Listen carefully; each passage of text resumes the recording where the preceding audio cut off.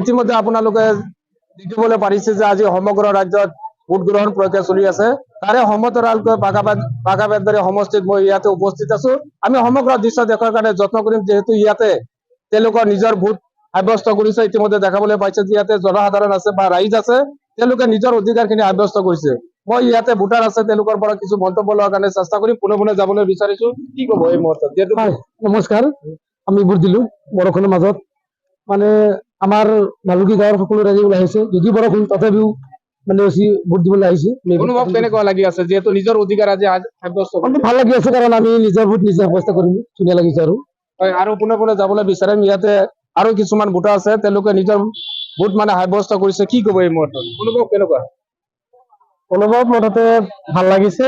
আমি ভোটদান কৰিলো ইতিমধ্যে, আৰু ৰাইজকো আহ্বান জনাইছো সকলোৱে ভোট দান কৰি আমাৰ গণতন্ত্ৰৰ যি অধিকাৰ সেইটো সাব্যস্ত কৰিব লাগে, সেইটোৱে মোৰ কথা।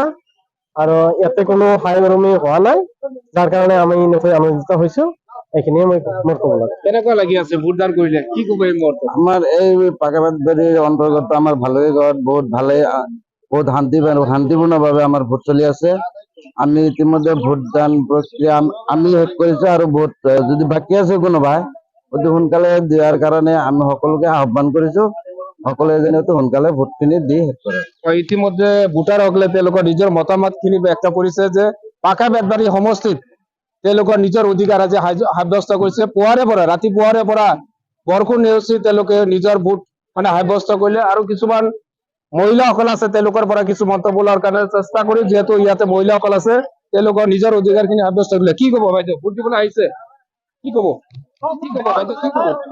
আৰু আছে, তেখেতৰ পৰা কিছু মন্তব্য ল'ম। পোনে যাবলৈ বিচাৰিছো, মহিলাসকলে আছে। ভোট দিলে? কেনেকুৱা লাগি আছে ভোট দি? কেনেকুৱা লাগি আছে? কি কব বাইদেউ, ভোট দিলে? ভাল লাগিছে। ইতিমধ্যে তেওঁলোকৰ নিজৰ মতামতখিনি ব্যক্ত কৰিছে যে ৰাতিপুৱা আহি তেওঁলোকে শাৰী পাতি নিজৰ ভোট সাব্যস্ত কৰিছে। আৰু কিছুমান বয়সীয়াল ব্যক্তি আছে, তেওঁলোকৰ পৰা কিছু মন্তব্য লোৱাৰ কাৰণে চেষ্টা কৰিম। কি কব, কেনেকুৱা লাগিছে? ভোট ভৰিয়ে ভাল লাগছে। কোনটো সমষ্টি হয় এইটো? এইটো আমাৰ ভালুকি সমষ্টিটো কি? সমষ্টি হলো পাকাবেতবাৰী। ইতিমধ্যে তেওঁলোকৰ নিজৰ মতামতখিনি ব্যক্ত কৰিলে। আৰু কিছুমান ব্যক্তি আছে, কি কব, যিহেতু ভোট দিবলৈ আহিছে, কেনেকুৱা লাগিছে? বৰ ভাল লাগিছে। 5 বছৰৰ ভিতৰত নাগৰিকৰ বাবে এইটো এটা বিৰাট